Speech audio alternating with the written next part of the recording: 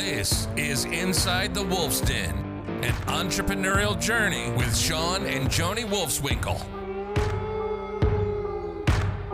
Welcome back to Inside the Wolf's Den with your hosts, Shawn and Joni Wolfswinkel. Today we have a special guest in the house, John DiJulius. How are you, John? Fantastic. How are you guys? Awesome. Thank you so much for being on the show today. So just a quick bio on John. John is the president and chief revolution officer at the DiJulius Group, a multi-best-selling author, podcaster, and successful entrepreneur. John is as much as an authority as a continual student of customer experience. His proprietary X-Commandment methodology developed to systemize hospitality is transferable to any industry and used by world-class service organizations around the globe. He can inspire performance and a fresh view of service in your newest through your most seasoned employees. Yet his true genius is the skill to offer brilliantly simple ideas that will leave you wondering why hasn't anyone else in our industry thought of that. John's innate ability to see what's possible has made him not only a sought-out keynote speaker, but a consultative industry disruptor. John, great to have you on the show today. So the one question I have for you to kind of start this off, great customer experience starts with a great internal culture, right? So for you, John, what pivotal moment convinced you that customer experience could be a scalable competitive advantage? About 33 years ago, we opened our first business, which was a little 900 square foot hair salon in Cleveland, me and my wife. And we had the three no's: no employees, no money, no customers. and if you threw a rock in any direction, you'd hit competitors. There was salons up and down our street. And, we couldn't outspend, out-advertise, outbuild. But the one thing in the early 90s, at least in Cleveland, was customer service was really, really bad. And employee experience was really, really bad. So we figured, hey, we wanted to be the best experience in your day, not the best experience in a hair salon. Because, Joni, if you came in today to get a haircut at our salon, you then don't go across the street, down the street to our nearest competitor, right? You're good for a while. Right. So that's really not our competition. All your errands, shopping, going to the dentist, meeting friends for lunch, that was our competition. So we put everything into being the best experience in your day. And fast forward 33 years later, we have money, we have, bigger budgets, and we still don't advertise or market. That's what we do. We found that the best marketing is an incredible customer experience. And you mentioned a lot in your talks and online stuff is culture, right? It's the operating system, I think is your quote, for customer experience. Mm-hmm. So can you get into a little bit about that? Like what do you, I guess, how do you approach that? So what do you define, what do you put in your culture, your people to create a great customer experience? That wow experience, maybe. Yeah. So, we are customer obsessed. Mm-hmm. Everything we think of is from the customer's vantage point, not ours, not what's easiest for us, but what's easiest for the customer. So every decision we make is with the customer in mind. And everyone we hire has to exude that, has to be willing to be trained and be like that. We have a saying, the answer is yes. What's the question? So if you ask me something before you even get done, if you say, John, can I say yes. And you haven't even, finished the sentence, we'll find a way. Yeah. And that's just what, that's our premise. That's what we want everyone to mindset to be. Yeah. Has things changed or evolved? I think I know the answer, but like over time. So in the 90s with that first hair salon, but fast forward to today, have things evolved in customer experience, especially since everything is so online and AI and all this other stuff? Has it evolved or has it changed, or what's your opinion on that? Yeah, it's changing all the time. Listen, when we first opened, we were really good at customer service. And to be honest, it was because 50% of our staff was me and my wife. So, if you worked with us, whether you got it or you didn't, you had to, right? But then when we started, growing and opening more locations, our customer service went backwards because not everyone inherently thought like this. Not everyone, had the service aptitude. And that's our big thing is a service aptitude. I don't know about you guys, but I didn't grow up staying at 5-star resorts, flying first class, driving a Mercedes Benz when I turned 16, right? But the moment I started working, as a teenager, every job expected me to deliver that type of experience. But I didn't know what that experience was. The best restaurant I'd ever been to was a Taco Bell, right? I didn't know what world-class looked like. So I think that's a mistake that a lot of entrepreneurs make is they assume that, the younger generation has high service aptitude. They don't. It comes from 3 places: your service aptitude, my service aptitude, anyone's. Previous life experiences, how we grew up, previous work experiences, right, where we worked previously. And traditionally, most places aren't Chick-fil-A, Apple, Ritz-Carlton, Amazon. So that means, where you worked previously might have brainwashed you into not trusting customers, not letting them take advantage of you. We can't control those first 2 things: previous life experience, previous work experiences. The only thing we can control is the third thing: what we do with you after we hire you. And so a question I love, to ask people, and for your listeners and entrepreneurs, is if you were to hire my youngest son, Bo, he's 22, he's a senior in college. If you were to hire him today to work in a customer-facing position, the question is, how much training would you give him before you allowed him to start interacting with your customer, your client, whatever you may call them? Some people say 2 days. Some people say, 2 weeks, 2 months. That's not the answer I'm looking for. Here's the answer I'm looking for. Of the 40, 400, or 4,000 hours you're going to put Bo through, how much of that is technical processes, how to the technical, side of it, and how much is soft skill, building a relationship, showing empathy and compassion, making a brilliant comeback. And in most cases, it's like 98, 99% technical and, 1 or 2%. So it doesn't have to be 50-50, but there has to be a good portion of the soft skills, service aptitude skills that you ensure that they have to meet what you're hopefully already providing.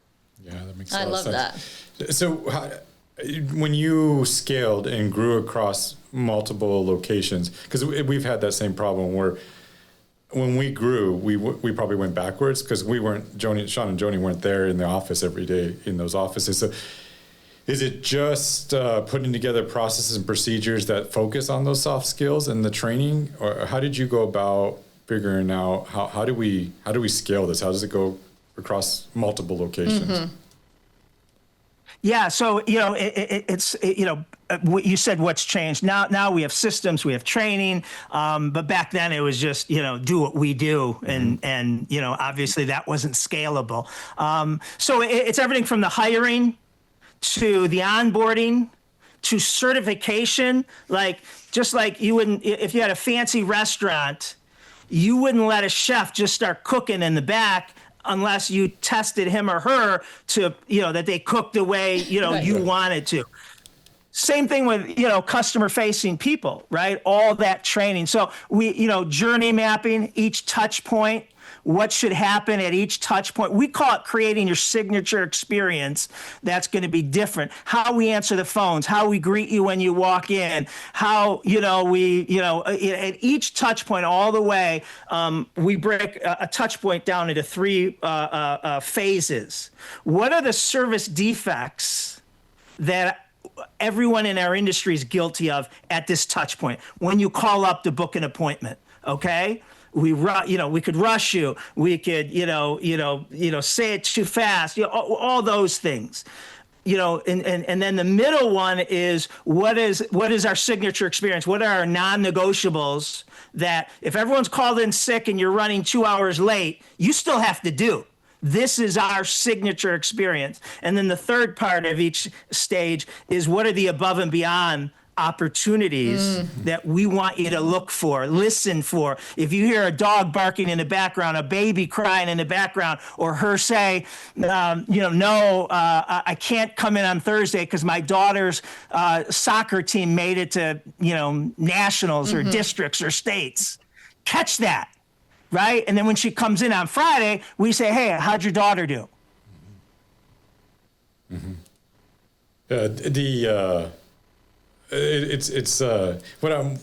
The more I listen to you, the more I'm like, these are things that like so many companies just overlook, right? Especially small business. I think we get way too into the weeds and into the what you mentioned earlier about like just the practical, technological, like just doing the business, operational stuff, and not. These soft skills and the customer service, which is we're all in a customer service based no matter what you do. But one question I had for you are, what are some of the customer experience levers that are most overlooked, and why do they matter? Well, again, it's service aptitude. We assume that the number one thing CEOs and entrepreneurs get wrong with customer service is they think customer service is innate. They think it's common sense. Right. And, I explained where service aptitude comes from. So it's not the employee's responsibility to have high service aptitude. It's the company to train them for it, right? And making sure that they know how to build a rapport, that they know how to, execute, and have compassion and empathy. All those things, and not the biggest mistake people make is they'll say, hey, we're customer first or we're customer obsessed. Well, that's a platitude. If I tell 100 employees to deliver genuine hospitality, I'm going to get 100 personal interpretations. The great companies remove personal interpretations. So I'll give you an example with genuine hospitality. If you work for me, genuine hospitality is the 5 E's. They take less than 5 seconds to do. The first 3 take 1 second to do simultaneously. Eye contact, enthusiastic greet, ear-to-ear smile, right? Eye contact, enthusiastic greet, ear-to-ear smile. Joni! Right, just did it. Engage means it's about Joni, it's not about me. And then educate. Every time I talk to a customer, they should leave that interaction saying, wow, there's no one smarter at their job than him or her or whoever. So the 5 E's, eye contact, enthusiastic greet, ear-to-ear smile, engage, and educate. That's removing personal interpretation. That's measurable. I can see if you're doing it. I can see if you're not. You just talked about measuring all this, so give us some practical like toolkits or KPIs that you help companies implement, and because you're right, if you're not measuring it, you're not monitoring it. So how do you? 100%. Yeah, give us some. So we call it. Go ahead. We call it a ROX, return on experience, which is KPI, but it's specific to the experience, right? Sales, if you're up or down, that may or may not have anything to do with the experience. There's a lot of things that you can't pin. So, and surveys are broken. Everyone has survey fatigue. Right now in my inbox and my text messages, I got 6 to 12 surveys, net promoter scores of just this past weekend. And I'm not gonna fill any of them out. The only time I'm gonna fill them out is you have to do something so egregious to me or so over the top. But I just don't have time to fill those out, right? There's just too many. So the number one, Fred Reichel, who actually invented the net promoter score, okay? He came up with a new one that is just phenomenal. It's called earned sales growth. And It's the best. As long as you track where people come from, right? If you're a new client, the only thing I got to track in order to run this report is where did you come from, right? And your answer is going to be, Googled you or SEO, Googled, I needed a plumber or whatever it is, saw your billboard, or Brent, told me I had to use you, right? So there's two types of sales. If you did $1 million last period, whatever last period is, that $1 million came from two places: bought and earned. Mm-hmm. Bought is advertising, okay? Earned is your repeat or you've been referred. Mm-hmm. And that's what that measures everything. I mean, from an experience. Now, we not only measure that as a company, we measure that in the DiJulius Group per consultant. What's your earned sales growth? And people, get paid better if they have a higher earned sales growth, because the sales cycles. If you call up and say, people told me I have to use you. You're not calling anyone else. Mm-hmm. But if you Googled, I need a plumber, you're also talking to 4 other plumbers. You're looking for the best deal, right? So, in the salon, we track every hairdresser, nail technician, esthetician's earned sales growth. And we want people losing sleep at night over their earned sales growth. If someone's at 82% earned sales growth, they're crushing it. If someone's at 12%, I got to be spending a boatload of advertising to get people in your seat. Right. Wow. Yeah. And as you're going through all that, I'm like looking at our own KPIs. I'm like, this is just, it's something that, do you find that most businesses that first interact with you, would you say, you said it in the beginning, I guess, so majority of the business aren't doing this, correct? Would that be?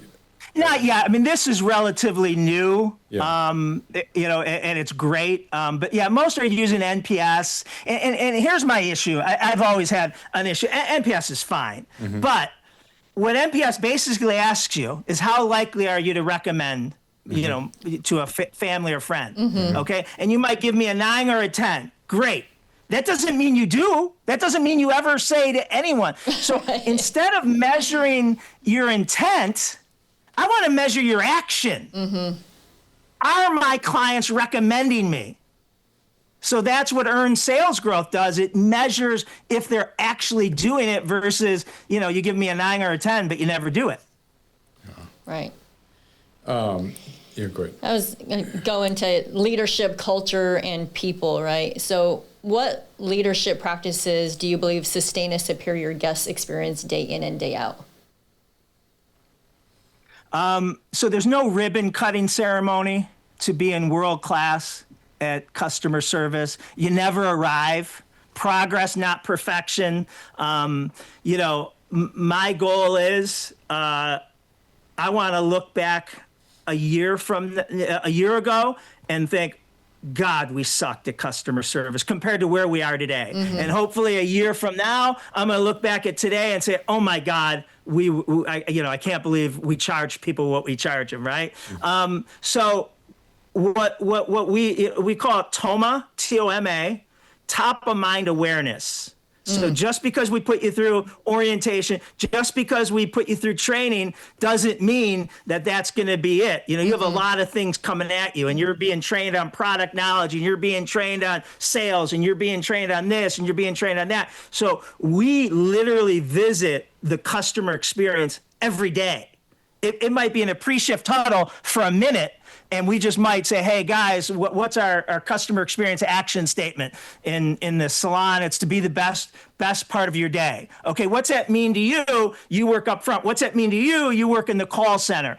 Tomorrow, we're going to talk about one of our nevers and always. Never point, always show. All right, give me some examples of that. I mean, we might only be spending a minute on that, but we are constantly visiting that it's top of mind awareness. Yeah. You mentioned earlier recruitment is Do you feel like, because you mentioned that the three things that we can't mess with their prior experience or the way they were raised, only what we can do once they're in the door. So, but do you feel like on the recruitment side, John, can that quality, the customer experience, is it something that can be taught, or do you feel like they need to come with the skill set to be a great in customer service? So both. There's 10 service aptitude skills. 6 of them absolutely can be trained. 4 of them, all the training in the world is not going to move the needle. Okay. So I'll run the list really quick. Empathy is one of them. Friendly, kind, and caring is another. That's 1. That's 2. Curiosity, right? Insatiable curiosity. Ability to make a connection, build a rapport with someone. That's 4. Happy, positive, and optimistic. That's 5. Good listener. 6. Genuinely like others. That's 7. Ability to fuse an upset customer. Problem solve, make a brilliant comeback. That's 8. Enthusiasm is 9, and charisma is 10. Now, of those, 4 of them, like I said, 10,000 hours isn't going to move the needle in training. So that's where you have to have your interview questions to catch that. Mm-hmm. And so, friendly, kind, and caring. If you don't have that, I don't think we can train you to be that. Happy, positive, optimistic. If you're not a happy person, if you don't genuinely like others, I don't think there's a class or that's classes. the problem. Yeah. Right. And the 4th one is enthusiasm, right? And so the rest we can train. Those 4 we really look for in the interview process. So I'll give you a great question that we ask. We say, hey, on your days off, weekends, holidays, vacations, what's your most favorite thing to do? Now, provided it's legal, I do not care what your answer is. Okay? I mean, whatever it is, it is. What we're looking for is, do you get excited when you talk about your most favorite thing to do? Playing with your kids, playing pickleball, whatever it is. If you don't get excited about your most favorite thing to do, you're not going to get excited about work or anything. So, there's a lot of good questions that are kind of ungameable. Interesting. No, that helps out tremendously. What would you? So, like, we own service-based companies. What is maybe the top 3 customer experience changes you would implement today in a customer service-based business, like property management? Yeah. Yeah. First one is we start with a day in the life of a customer. Is your customer the property owner or is it the resident? Which one? Or both? Both. Yeah. Okay.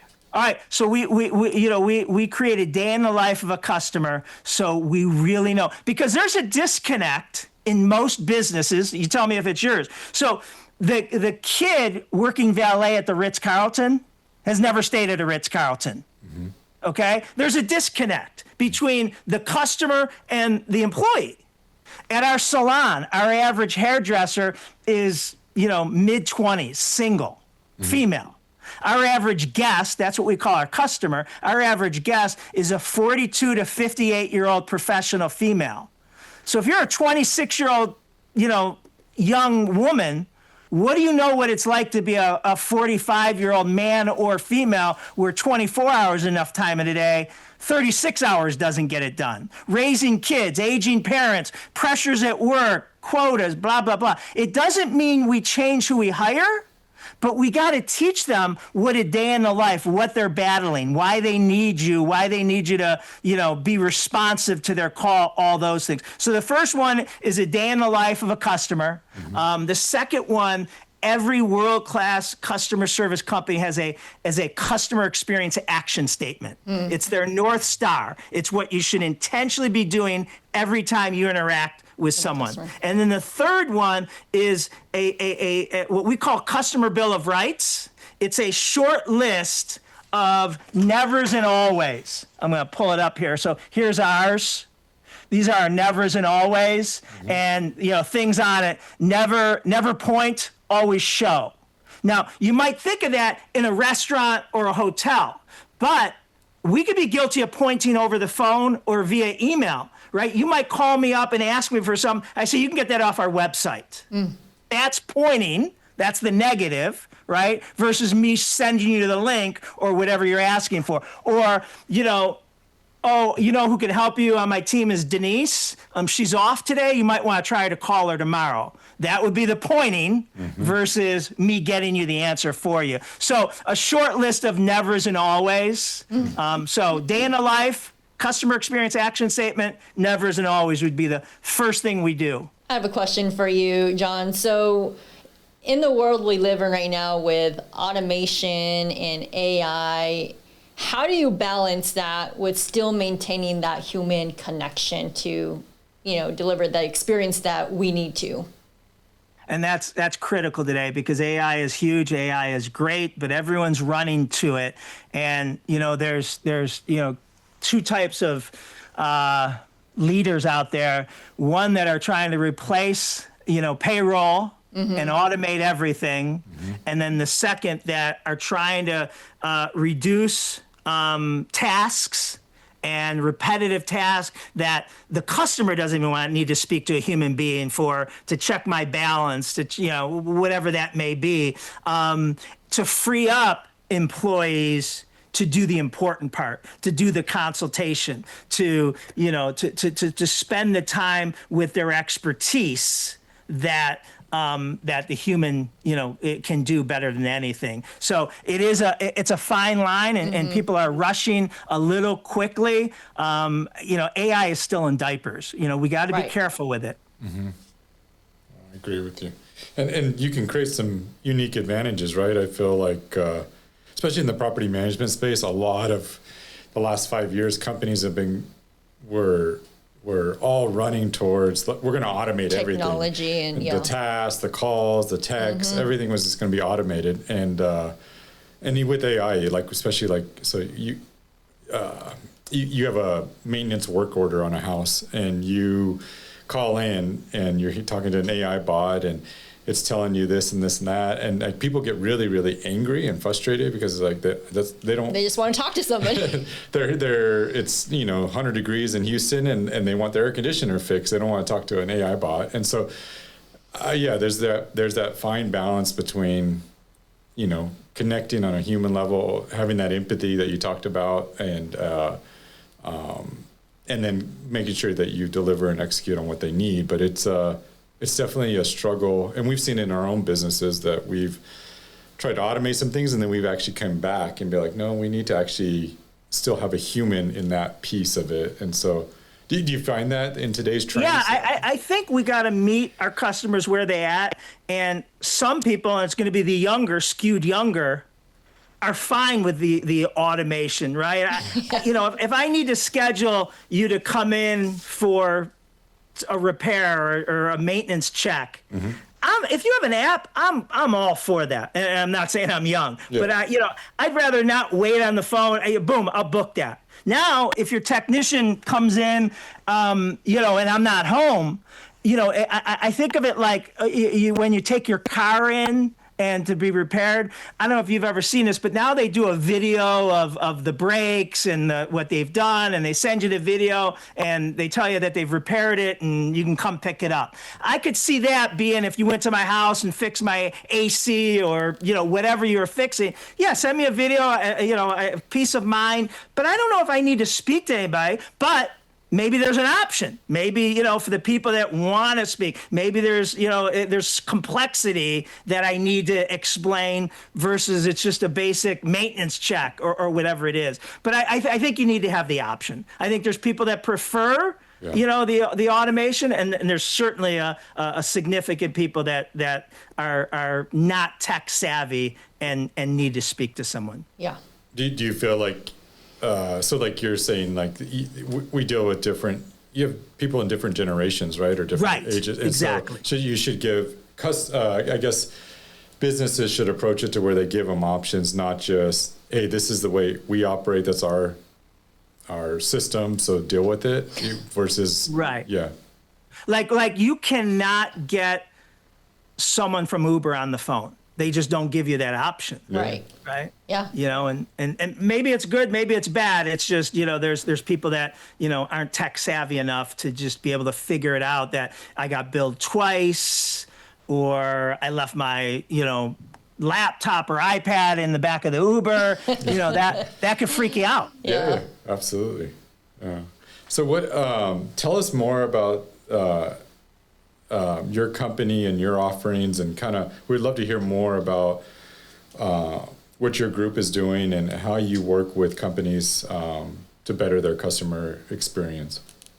Yeah, so we we do consulting, you know, and we keynotes at events. We have a Customer Experience Executive Academy. That is a year-long course that people come to Cleveland 3 days every quarter. It's like a master's degree in customer experience. So they'll come for 3 days in January, April, July, and October.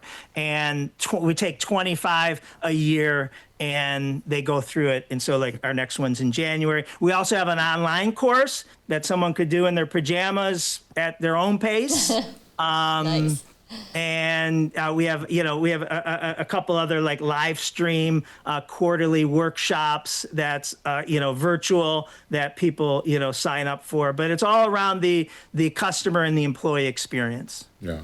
Do you find that the customer experience, when a company implements it and really puts a focus on it, is it just to maintain retention within the company, or do you find that or both, and then also does it help grow the company by word of mouth because they had such a great experience? Oh, yeah. Yeah, I mean, it goes back to that earned sales growth, right? That people are become your marketing. You could spend less on marketing and advertising. So we have an example. We work with a mortgage company. We've been working with them for like 15 years. Now, when you hear, 15 years, yeah, they've spent a lot with us over 15 years. But when you hear the results, you'll understand why. So they only serve veterans of the military. So a major, probably 80% of their customer base is from Vietnam, served in Vietnam. So they're 78 and older, okay? That's just who their customer base is. Their account executives, they have 500 account executives. Wow. They're fresh out of college. Okay, so there's already a disconnect, right? I'm 23, 24, 25, never served in the military, not near that age. So there's already a disconnect. Like I said, most companies have that disconnect. So we got to teach them that. But the hard part, you've bought houses before, the hard part for a mortgage lender is to get you approved, right? I mean, if I can't get you approved, there's nothing we can do about it. 15% of their veterans that were approved, hard part's done, were opting out before the loan closed. That's fumbling the ball at the 1 yard line, right? All the work is done. It's all been approved. That's huge. Now, every 1% a month is $200,000 in revenue. So 15% was over $3 million they were losing, okay? So we start looking into this, and the account executives said the reason why is because the veterans were finding a cheaper rate somewhere else, okay? The CEO founder said, BS, that's not why. So we investigate, and we found out that the account executive started ghosting you. I already got you approved, okay? Your closing date's going to be January 15th. And now I'm working on her.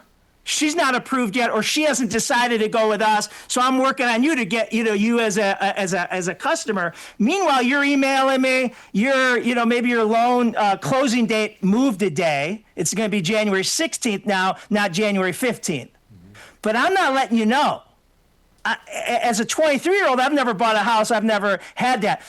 they don't know even one day of a moving day. I mean, you have movers coming. You turned your utilities off at this place. You have to be out of that rental, and and all of a sudden, I forgot to tell you that it's not going to be Monday. It's going to be Tuesday or Wednesday. There's a huge Right. problem. Okay, so what we did with their IT department is, if the account executive didn't communicate with you every 48 hours.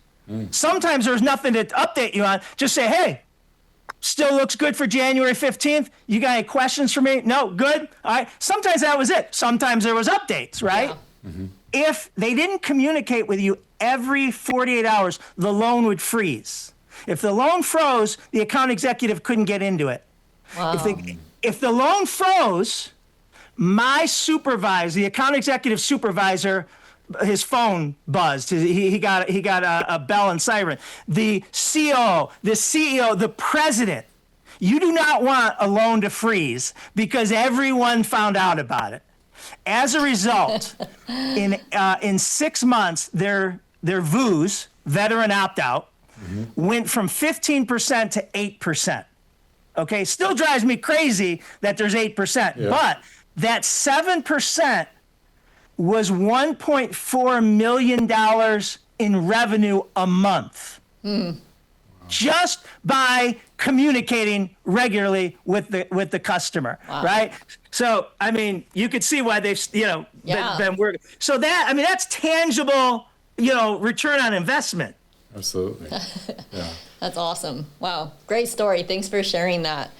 So my lesson there is, every one of your listeners has to find out what their VU is. Yeah. What do they have to stop or start doing? And if it happens, bells and sirens need to go off.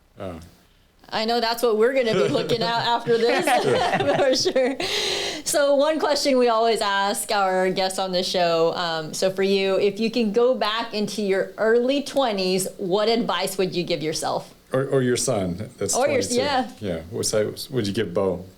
Yeah. Professionally or personally? Both.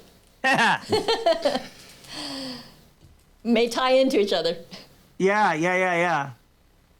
God, that's a good question.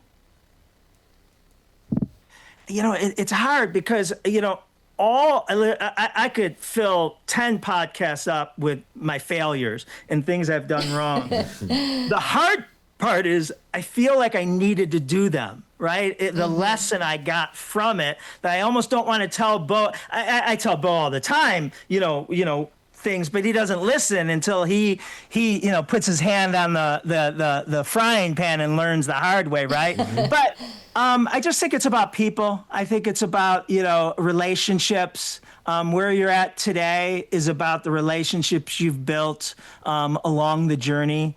And I have this thing: give more. They're my two favorite words. Give more in every relationship, to your customer, to your boss, to your company, to your spouse, to your neighbor. Our agreement, our contract, our arrangement says, you're going to do A, B, and C, and I'm supposed to do X, Y, and Z. And most people wait to make sure the other person does what they say. And when the other person does, then they do what they're supposed to. What I try to teach my staff, my 3 boys, is do X, Y, and Z first and throw in W. Even though they weren't expecting W, always find a way to give more, okay? Don't wait, don't keep score, and don't have a good memory. Meaning, don't remember 3 years ago when someone didn't. Because I have found, and I'm sure you have too, giving more is one of the most selfish things you can do because of the way it comes back to you, right? I mean, it's not why we give more, but it's just when you just find ways to exceed and give people more than they were expecting, it just comes back to you. That means if you borrow someone's car to move furniture, if you borrow someone's truck to move furniture, give them that truck back cleaner and with more gas than they gave it to you. Yeah. Do you want Bo to go work for a company that has like a great like customer service, education platform, like a I'm just using like Chick-fil-A or Enterprise or something like that. You know, do you recommend that for somebody maybe just coming out or somebody that doesn't go to college? Do you to start there and learn those traits and attributes? So So two things. I think for my kids or anyone that's young, I think what's more important than the job, the initial job, the internship, your first jobs, more important than the pay is the mentorship. Find a great mentor. Right. Yeah. And that the pay is irrelevant. Now, if you got pay the rent, all that, yes, but the mentorship you get in your first job will accelerate you in your career. The other thing is that if you track the highest NPS and customer satisfaction scoring companies, they outperform their competitors by a significant margin. And I've never studied a company that was world-class to the customer that wasn't world-class to the employee. It just almost can't happen, right? What gets felt on the inside gets received on the outside. So yeah, I mean, just by if they're a great customer experience company, they're a great organization. Yeah. I mean, if you look at the Chick-fil-A's and the Apple and the Amazons and, Nordstrom's, they outperform their competitors. Right. Okay. So how can our listeners get a hold of you, John, and learn more about your services? At the DiJuliusGroup.com or John@the You can email me. Awesome. Do you have a YouTube or a social? Yeah, all that. TikTok, YouTube, Instagram, all John DiJulius. Awesome. Yeah, on all those channels, LinkedIn, all those. Perfect. We'll have that all in the show notes. Yeah, we appreciate today, and we appreciate you taking the time out of your day and sharing with our listeners. And I know they got a lot of great insights there. So we appreciate you, and anything we can ever do for you, please let us know. But yeah, we'll look forward to getting this dropped in a couple weeks and having everybody listen to you. Yes. I appreciate you having me. Thank you so much. Thank you so much, John. You've been listening to Inside the Wolf's Den, an entrepreneurial journey with Shawn and Joni Wolfswinkel. Tons of entrepreneurial podcasts are out there. Talking. But Joni and Shawn are living it every single day. Their portfolio now includes many franchises and medium-sized businesses. We talk about the trials and motivators of successfully running a business. Join us again soon for another podcast. But until then, reach out on the website at InsideTheWolfsDen.com, on Facebook at Inside the Wolf's Den, on Instagram at Inside the Wolf Den. We'll see you again soon. This is Inside the Wolf's Den. We'll see you next time.